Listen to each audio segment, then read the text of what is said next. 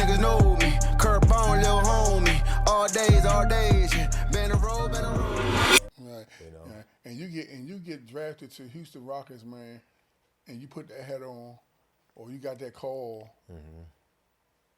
and you thinking about all the way back, man, with your grandmother and all that type of stuff, living in Baltimore, the struggle and all that, man. What was going through your mind? Man, I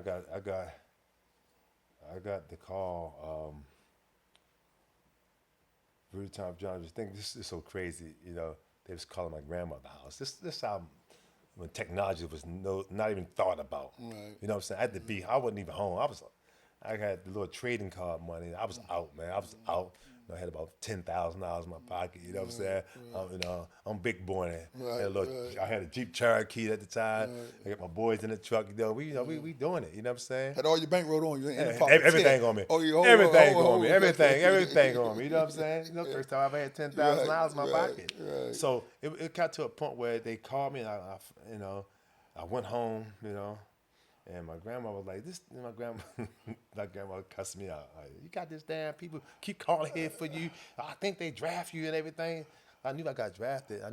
But they wanted to talk to me. Like, tell me when they needed to see me. So about 40 minutes after they called my number, I finally got on the phone with them. And they told me they drafted me. And, welcome to the team, Rudy T. Passed the phone around. I talked to, a couple of the coaches and everything. And I was just... So you already knew. Yeah, my grandma told me. My grandma just told me. She just told me like, "Hey, this is one of the life-changing moments in your life. Now, what are you gonna do with it? You know what I'm saying? Like, what you gonna do with it? You gonna take advantage of it, or you gonna, basically, or you gonna fuck it up?" Right. Instantly. Straight like that. I'll never forget it. She opened the door. I'm saying, "See this?" Looked outside. I was like, "Let me look around." I said, "This thing hitting on nothing." Right. This not hitting on nothing. You got to do something. You got something to do something special, Sam. You know, I don't know how much money you making now, but I know you're making more than me now. You know, I didn't know. You know what I'm saying? I didn't know. You know, because the crazy thing when I got drafted by Houston, man, it was. I was thinking like, damn, why they draft me? Because they had like 7 guards already. Right, yeah. Kenny Smith was over there.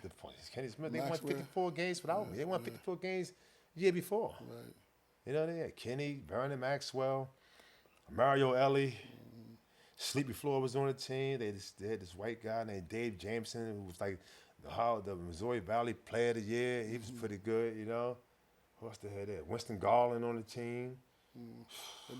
Avery Johnson just left to go to San Antonio. So, I had to get like, damn, I had to get in like where I fit in at. You know, training camp was like, wow. You know what I'm saying? When you walk on that first practice, you seen you on the court with Dream shooting around. It was amazing, man. It was amazing to see him just walk in the gym. You go like, take a breath, like, because you know, back then, the NBA wasn't televised like it is now. You know, as a college kid, these college kids now, they know all the pros. You know what I'm saying? They know all the pros, but back then, you didn't know all the pros. You see Hakeem Olajuwon, and coming up, I was a Georgetown fan. You know what I'm saying?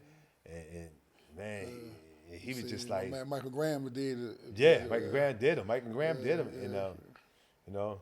And Dreams. I messed with Dream about that too because I was told I was a big Georgetown fan. Right. They was very, very good, Sam. They was very, very good. But yeah. But Dream, it was just amazing going to training camp that first day, man. You see Dream walk in the building in the gym.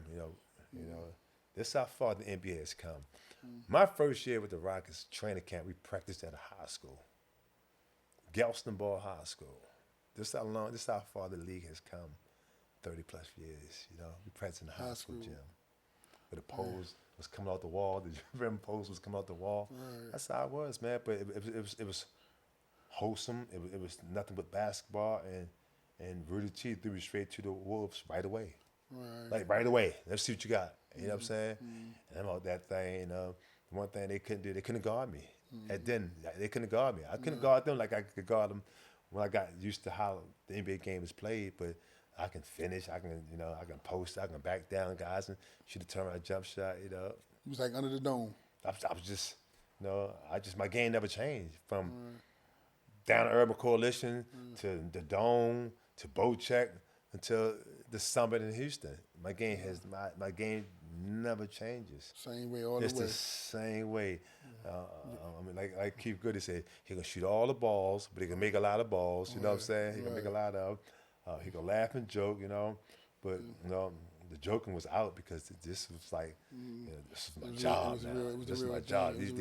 Yeah, you know what I'm saying? Even though I had a 3-year contract and I want to get 3 more. Right. I want to get 3 more. And what was the first craziest thing you bought with your NBA check? The first craziest thing. Man, I bought a car my first check. Yeah. Straight, I just got my check and game check. I just bought a car, and my grandmother went off on me. Oh yeah, what kind of car was it? I bought a Lexus GS. Right. A Lexus GS, like 300 GS, brand new. It was green. My man, Big Chief from Rap Lot, one of Jay Prince's right hand man, Big Chief. You know, took me over there. I said, Chief, I want to buy a car, Chief. He was like, let's go.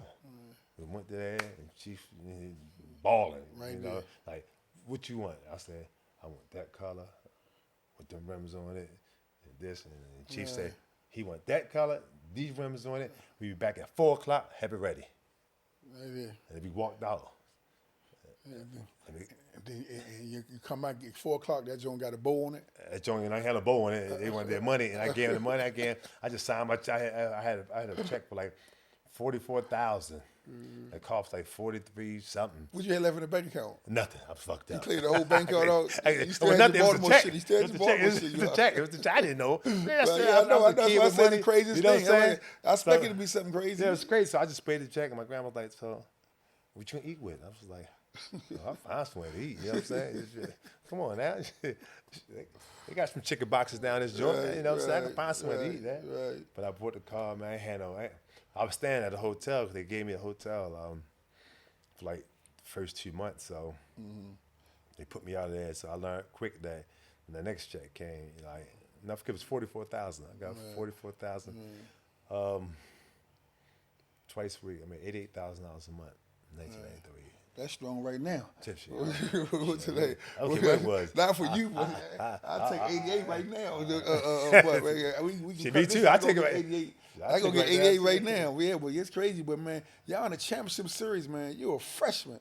You shooting that joint like you in the 10th year. I mean, you looking dudes all. You ain't fake like you gonna pass it. You pouring it right up, man. Yeah, man. I've just.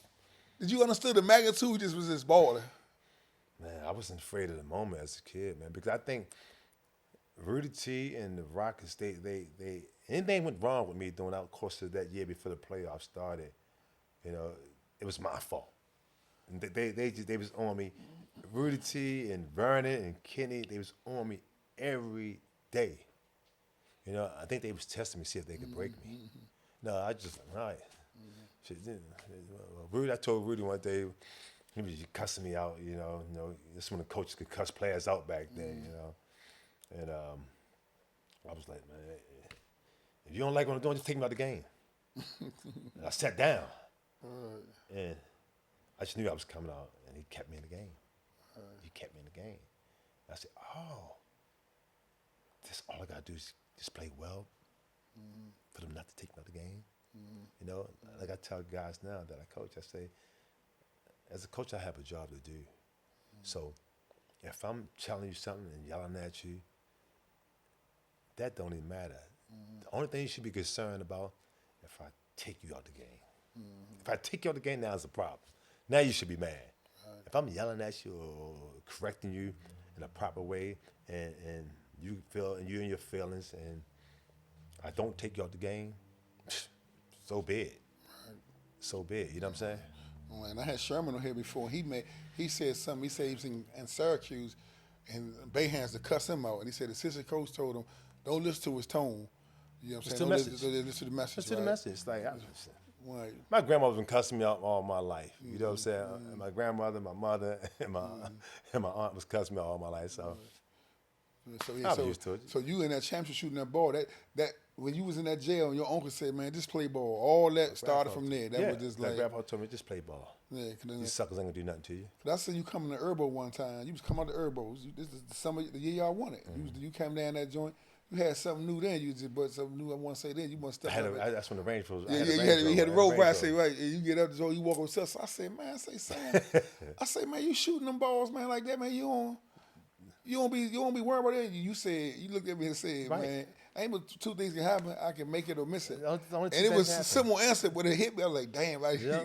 And it's crazy because my son started playing basketball. I was tell him that, but I got it from Yeah. you saying it all the way back then. It's a simple phrase, but I think guys put so much emphasis, like on shooting the basketball, man. Like at the early age, I just like I shot a lot. All my teammates tell he shot a lot because I was the best shooter on the team. Right. I can get shots off at an early age. When I shot it from my shoulder, I can still get it off, Right. So that just carried over to me. I got to the pros, and I can always get my shot. I didn't fly. get my shot blocked too many times. My jump shot blocked too many times. and let me ask you this: if Michael Jordan don't retire, do Houston Rockets win 2 championships?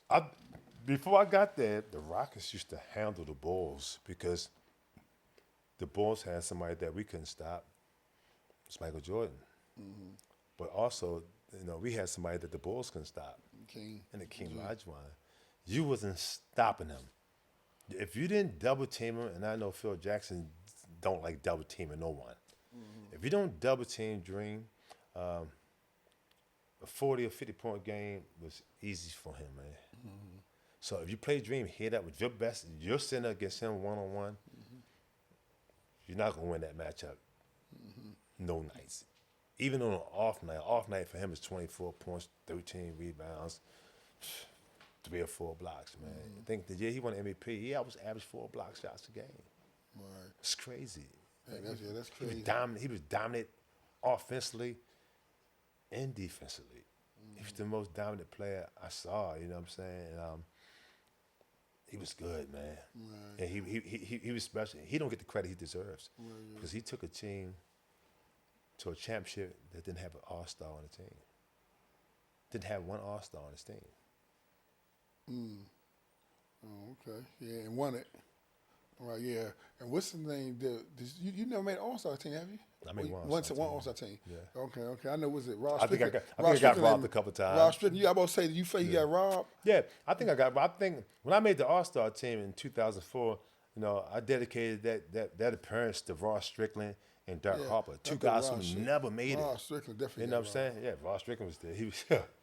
He was the difficult ball player. It's one guy that I feel like I never really got out on him until like he got old when I was playing in Minnesota and he was a little older and I got out on him. I was like, but he was kind of older then. But that wizard Ross Strickland, that Portland Trailblazer Ross Strickland, we battled him in the playoff in Portland. He was tough.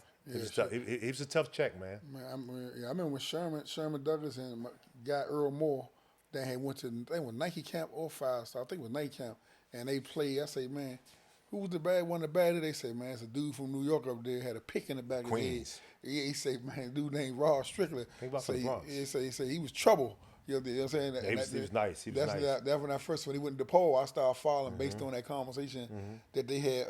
They gave us, right? Man, you go to Milwaukee, man, you with Big Dog, Ray Allen, Tim Thomas, and you had some nights coming on. Y'all had like a little big boy. Lindsey Hunter came off the bench. Darwin Ham came off the bench. Why that team didn't win more? Man, Allen Iverson, man. We won. We had the year we supposed to won it, man. Chuck did us in, man. He did us in, man. Like, that's the best I've seen. That's one of the best Game 7 performances I've seen, man. 50, like, he's 50. 40, 42, something like that. And we was in the game the whole time. I think Ray Allen got hurt. When Ray Allen got hurt for like 8 minutes in the third quarter, man, it just our momentum just left us. And me personally, I did too much to trying to will us back in the game. But that one haunts me to this day. I think we lost that game. Allen played a tremendous game, but we lost that game because Scott Williams. I needed a shooting 5 because Mutombo was always in a deep drop, and I needed a guy that could make that 15-foot jump shot. And Scott Williams was suspended for like flagrant foul bull crap. So he got too many flagrant fouls, so they suspended for Game 7. Who gets suspended for games? That would never happen right now. Right, yeah. Conference finals, you get suspended for Game 7. Right, yeah. You still feel that Joe now, huh? Yeah, because I knew for a fact that year we had enough scoring ability. Like I knew that the Sixers that year didn't have a chance to beat the Lakers. The Sixers won one game and lost every game after that by like 8 or 9 points, you know. Right, yeah. But we had enough scoring with that team we had, you know, to give them a challenge. To compete. We definitely gave them a challenge. We just scored that ball against the Lakers. But that AI though, man. Special. Hey, look, that year you talking about, It's MVP. I used to wear my clothes all days, all on the press conference. I used to go to Philly. I was going to get you hard that year. I got to keep. I was going to get you. I used to go to fold them at nighttime. I say, man, you keep talking to Sam. Y'all smiling at half court for the game, man. Don't let him get your head. He say, man, I love Sam and all. He say, man, that ain't nobody getting in my head, man. He said, I'm going. Man, Chuck was cool, man. He said, I'm going for the throat, right? Man, I used to hit that dude, man. Like it was cool, man. And I used to hit him, man. Like, and that little joker would get back up, man. Yeah. That mean, like he knew I was hitting him, man. He wouldn't go down. He would not stay down. Football player. He would not stay down. You know what I'm saying? He was the ultimate competitor for his size, man, and his heart, man. But you know. But you know the team that Lakers team that he only beat one time. You know, Lakers didn't lose no game in the playoff but that one game. Yeah. They swept everything, and with that one joint right there. So I mean, it's Slim went down blazing, man. And while we on AI, man, where you rank AI, man, as far as the little guys in the league? When you talking 6'1" and under, or 6'2" and under? Let's say little guys. Would you? If he played in this era right now where he can. It's no hand checking. It's no shot blockers. Really, not too many shot blockers.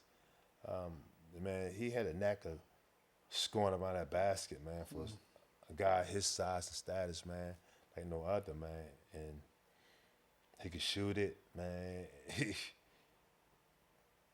He probably, Tiny Nate, Isaiah, you know them guys, but. AI had that speed, man.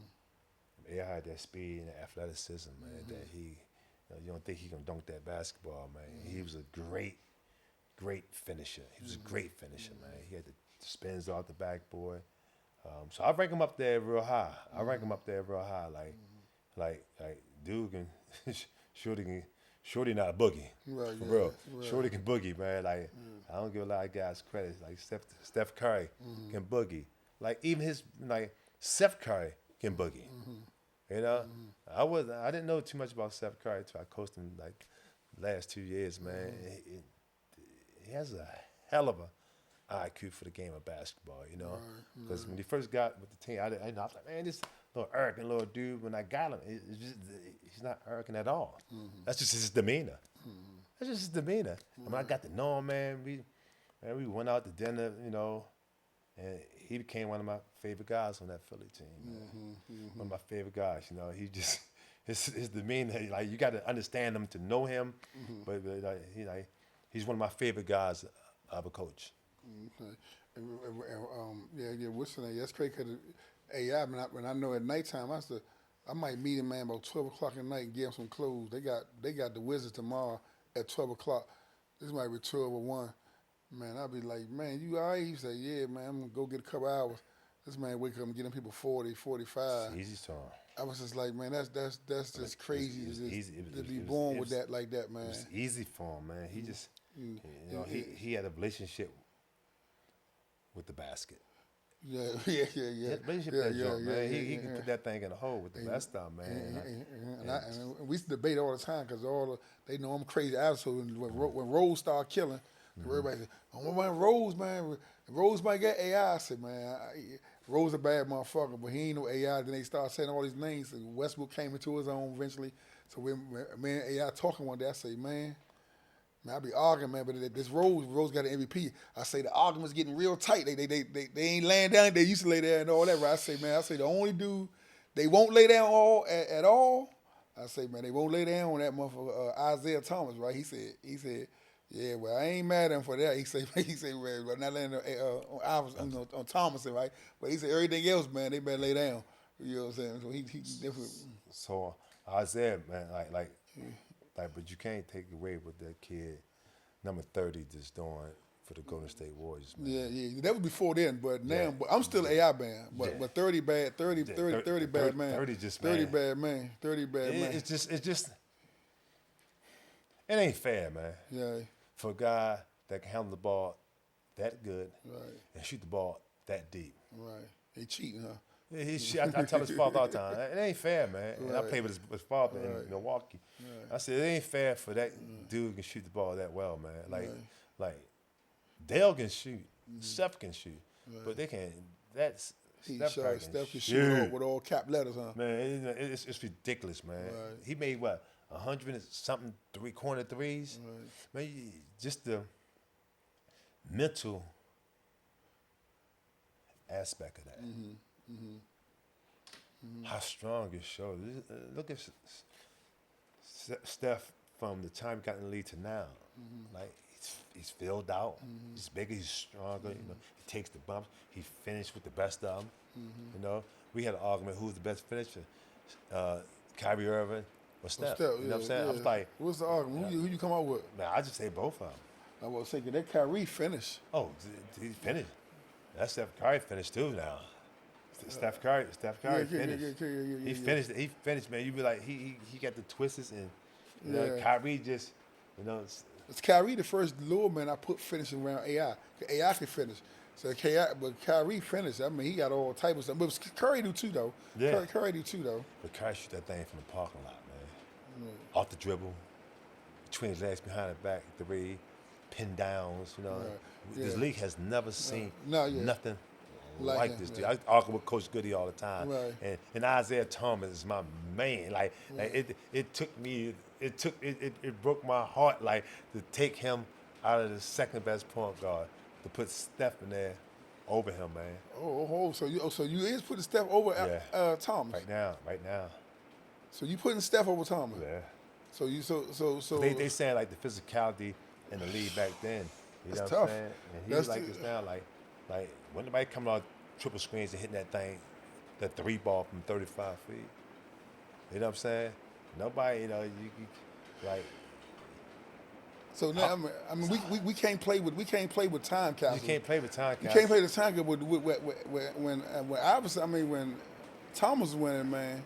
That's Zeke. That's my man. Like you tell me the only nigga up on Jordan, he up on Magic, he up on everybody. You ask all my guys, Ty Lue, Chauncey Billups, that's like my guard that I enjoy watching play the game of basketball. I coached him. I competed against him. CP. Oh yeah, that's my man. Chris Paul. Yeah. Dog. Yeah, CP, my man. Dog. Bad boy. Dog. Right. I mean, the intelligence of the game of basketball, how he can take a team and mold them, and at the end of the game, he makes shots and they win the game, man. Like and before he tweaked that knee, he was cat quick in New Orleans. He plays so hard, man. His mental part of the game is like no other. He know how to draw fouls. You know what I'm saying? You know, the worst thing he does if he turns the ball over, if you ever watch CP play, when he turns the ball over, he trying to get that thing right back. Right back. Right. That's the little part. He turn it over. Like you coaching him with the Clippers, man, this man would go play 10 games and have 4 turnovers. He bad boy. He'd go game after game after game after game with no turnovers. 13, 14 assists. 1 turnover. 2 games later, you got 1 turnover. Nah, man. You know what I'm saying? Ain't he a gangster? Yeah, you know what I'm saying? He thorough. He just a lot of people don't like him, man. But I love him. I'm a CP fan. I'm sorry. We went to a high school game to see LeBron. They came to they played in the Wizards joint. And we went to see LeBron, and my man Trey Kelly played the preliminary game. Went to see him. Man, the game I left talking about is LeBron, my favorite player all the time, but that particular game I left talking about was CP. I know. Yeah. You know LeBron. We ain't gonna start with LeBron. That's a whole segment, man. That's a whole segment, man. Yeah. But when I ask you this, man, when you got the Boston, the big 3. Now let me ask you this, man. Danny Ainge that mean when he shuffled the deck like that, man, or did McHale throw a bone, man, with getting Garnett back over there, man? What's the name, man? Or how that play out, man? Probably both ways. You know what I'm saying? Who knows? You know what I'm saying? You know, like probably both ways. Right, you know? right, But, that team was. They didn't get together and say we're gonna do this because to get Kevin Garnett to go to Boston, it was like it wasn't easy as people think it was. Okay. You know what I'm saying? There's one thing about Kevin, that's one of my dearest friends, and he hate is a harsh word. He hates change. Okay. He hates change. He feels that give me some peace in here, we can get it done here. Right. And when they traded me from Minnesota to the Clippers, he was done. Right. He was done because he finally had somebody in myself who could drive him, and plus take the attention off him. You know, I drove him so hard, like, cause I played with Hakeem Olajuwon. Like, we need a big bucket kid. Like, sometimes I might score like 11 points in the fourth quarter, but it was winning time. We up 4 points with 50 seconds to go. Come on, man, get your big ass on this box. Come on. And that's the thing I did for him. You know what I'm saying? Right. And he did so much for me in Spreewell. So Yeah, and right. And I heard KG, man. They say he's so generous. They say he even generous with other NBA players. I was saying, do you got any stories about him being generous or looking out or? Well, we had a trainer. He was assistant strength coach, matter of fact. No, he's the strength coach named Joe Sharp. And he got married, and me and Kev had plans on going to the wedding. At the last minute, something came up, so we had to miss it. And Kev's like, man, what could I do for Joe Sharp for his wedding? Man, we missed the wedding. I said, shit, do something for the, buy him some champagne for the anniversary. Do something like. And Joe Sharp had, he wasn't making a bunch of money as a strength coach, so Kev got like 15 cases of Cristal. This like in 2004, you know what I'm saying, when everybody first started drinking Cristal, you know what I'm saying? Kid got like 15 cases of Cristal, and that just stuff like that, that I know for a fact Joe Sharp would never forget. That. Like, no, because things like Kev used to do, like if Kev was late for the plane, Kev is a very superstitious guy, so if we eat Kentucky Fried Chicken and we go on the road and win, the next time we leave Minnesota, go on the road, oh, you better believe we having Kentucky Fried Chicken. Right, yeah. And man, he used to go in there. One day I went to we go to Kentucky Fried Chicken, and he'd go in there and say, Miss, I want every piece of chicken y'all got back there. And the girl looked at him like, and she knows Kevin Garnett. First she's starstruck, and then she see him like, say, every piece. Every macaroni and cheese y'all got, every dirty rice, every biscuit y'all got available right now. I want everything. Everything. I was like, damn, take it like, they got like 8 cars in the drive-thru. I don't give a shit. I want every piece of chicken they got. I'm a customer, right, man? I mean, the little girl was like, yes, you are. Right. So, man, we coming there, but like, we got like 10 bags of piece in each other arms, man. Just take it to the plane, to the team. Just to the team, man. The things, he's just so generous, man. He do a lot of things that really don't get the coverage. Like, he went to Burlington Coat Factory and bought, down every coat in there and just hand them out to kids. No cameras, just like cameras to coach to every school in Minnesota because it's so cold out there, man. His boys, told him one day, I got a treat for my boys, and he had 4 boys in Minnesota, bought all them Range Rovers, different color Range Rovers. At the same time. At the same time. Same purchase. At the same time. You got a blue one, you got a red one, you got this, and it's crazy. You know what I'm saying? Oh, for one, you got a car, you got a car. Yeah, told me one day he bought me a 911 Porsche, and I was like, man, Kev, you got me. And I had 2 loaner cars. I had a Mercedes Benz, and I had a truck, a Mercedes truck that he got me. You know what I'm saying? Oh, man, I want no Porsche. She's like, oh, I want you to have a Porsche. I'm telling you. Like, I don't want no Porsche, man. I'm scared of Bobby Fields had that accident with that Porsche. Right. So I was a little afraid of Porsches at that time. Like, I was like, nah, okay, I'm cool. I got 2 cars, man. Like, it's 15 inches slow. Hey, where I'm going at in the Porsche. You know that's what I'm saying? true, because I heard a lot of stories about it, so that's true. He was definitely that guy. He's my man, man. Right. He a cool dude. He's a cool dude, man. Just he grew up, with females in his house, and he's just, you know, Right. only boy, man, and that's one guy saying, you know, that's my man. That's Shout my out guy. to Kev, man. Don't hit too many good ones like that. Big Shout out to chicken. him. Out the park, niggas know me. Curtbone, little homie. All days, yeah. Been a road, yeah. Thank you for watching Changing Jewels on CurtboneTV. If you like the jewels that we're dropping, subscribe, hit the notification, and share with some friends. And I'll see you on the next episode of Changing Jewels, CurtboneTV.